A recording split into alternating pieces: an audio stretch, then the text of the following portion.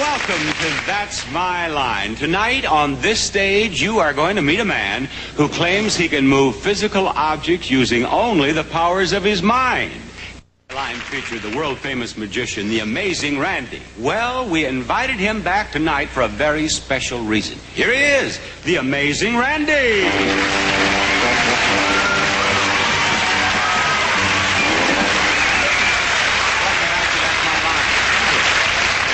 You have been touring our country performing as a magician, but you have also been debunking psychics, haven't you? I have indeed. Would you explain to our audience why you devote so much time to this crusade of yours?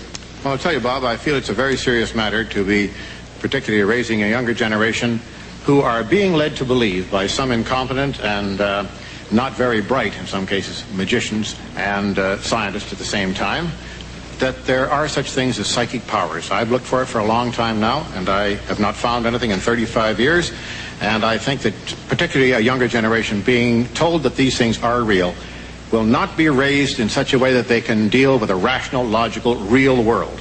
And you have offered $10,000 to anyone who can perform a psychic feat. I have indeed, and I carry the check with me. I hope you have the check with you tonight, because we have a young man who claims to be able to move objects with his mind. What I would like to have you do is to go backstage and watch carefully as I ask this young man to demonstrate his psychic powers. Very well, I will. Make yourself comfortable in front of a monitor. And now, ladies and gentlemen, I want you to meet a very interesting young man. He is only 21 years old. He's from Salt Lake City, and he's the founder of the Institute of Shaolin Kung Fu, and the subject of much controversy. Welcome, James Heydrich. Now, you claim to have psychic powers, don't you? Yes, I do. Is this something that you have discovered recently, or have you known of it since childhood? How did it all begin? Well, everyone's born with it. It's just a matter of development.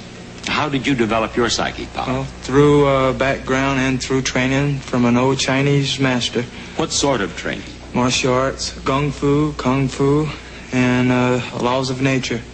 Well, what was necessary to develop the psychic power? What did this martial arts training do for you, I mean? Well, it teaches you to recognize yourself, inner and outer self, to reach the fourth level of consciousness, matching the absence of the mind to the motions of the body. And you say that we all have this power. Everyone has it. And each of us could develop it. Absolutely. Now, you are going to demonstrate this psychic power on That's My Line. Yes. What are you going to do, James? I'm going to move a pencil for you. With just psychic powers? Just psychic powers. Very well. Here's a pencil, James. Show us.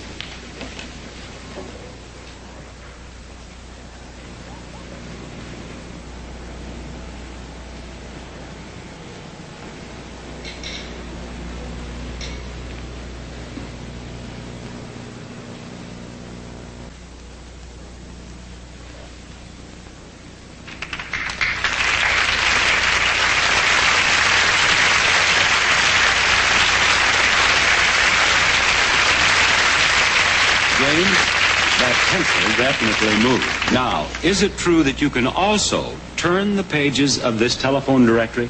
Yes, it is. And you will do that for us? I'll try. Should I take the pencil off the table? Yes. All right. There you are, James. You would like to open it to any page, or should you want me to do it? I'll be happy to.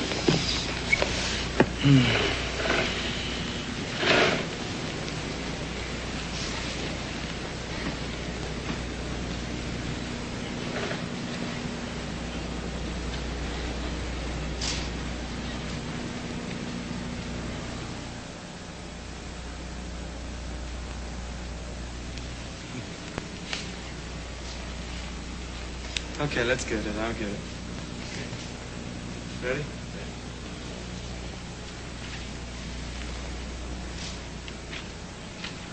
All right.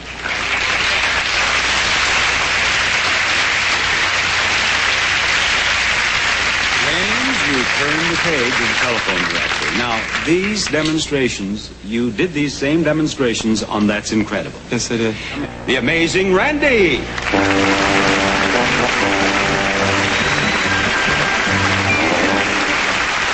Welcome back. James, Randi. Randi?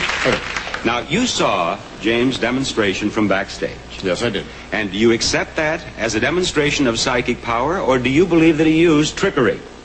I don't accept it as a demonstration of psychic power, Bob. I think that the solution is rather simple. I think that Mr. Heydrich is merely, to accomplish this effect, blowing on both the page and on the pencil. I see.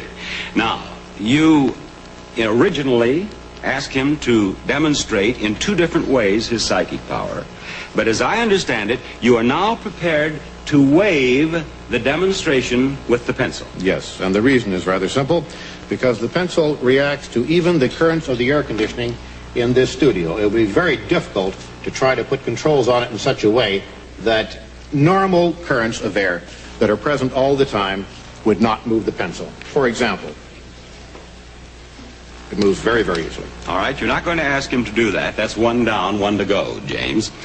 You are prepared to pay him $10,000 if he can turn the page of the telephone directory with certain controls. That's right. You have the $10,000, do you, Randy? I do indeed. It's right here. I've carried this check now for going on 17 years, Bob. There it is, a check for $10,000 awardable to the gentleman should he be able to successfully perform the demonstration. I would like to introduce our panel of judges. And our first judge here, Dr. John Palmer, is a psychologist and professor of parapsychology at John F. Kennedy University. The seat right there, Dr. Palmer. We have Dr. Stephen Drake, astronomer and expert on stellar evolution at UCLA. And our third judge is Dr. Ronald Markman, assistant clinical professor of psychiatry at USC. Since my theory, as yet unproven, of course, is that it's accomplished simply by blowing, though rather cleverly, I must admit, done, there should be a way, a simple way, without a lot of instrumentation, to demonstrate that fact by using one very simple control. Now, let me just emphasize that this one control will not stop him from turning the page of the telephone directory. That's right. But you hope to the judge's satisfaction will demonstrate that he is doing it with his breath. That's correct. Now what I have here is particles of a white plastic, which when given a good puff, good heavy puff of air, will, I think, rather conclusively show whether or not blowing is the method accomplished. Now, it will not, perhaps, in some way differentiate between genuine psychic power and actual blowing, but it certainly should be very interesting indeed to see what now occurs. Well, do you maintain that if the page of the telephone directory turns, that we will see movement in the styrofoam as well? I think that it's pretty logical. We've experimented with it, Bob, and that's what we have determined in the experiments. Very well. Are you ready to proceed? I am indeed. Judges, you're ready? James? Ready?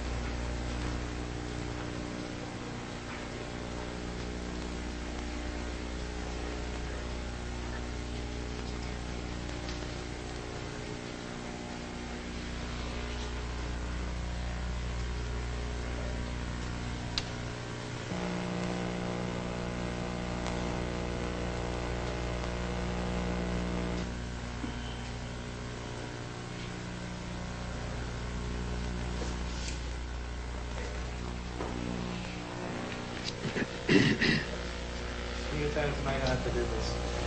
Once? This time. How many pages? Just one page, once. This time and once more. Now, James, you had another question. Mm-hmm. What is it? What would you like to Okay. ask? The styrofoam and the lights form electricity which pulls the page. Look.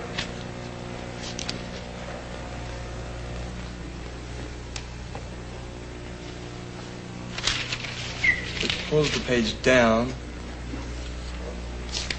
instead of freeing the pages. All right, and what would you like to ask us to ask Randy to allow you to do or for me to To do? either take something else, either lighter or something that is going to that isn't going to form like static electricity. You mean put something else, some other material around Something here? that is not foam. Foam causes static electricity, and the light is what heats it up. All right, Randy, is there anything else that you can put around the telephone directory? I've heard the question, but the question is not valid because it's making an assumption which is not true. The foam does not in any way create static electricity, and Mr. Heydrich, in demonstrating that the pages were clinging together, didn't demonstrate it to my satisfaction. I think we could perhaps ask the judges for their opinion on that. I am not a scientist, so I'm not qualified to declare on it. Judges?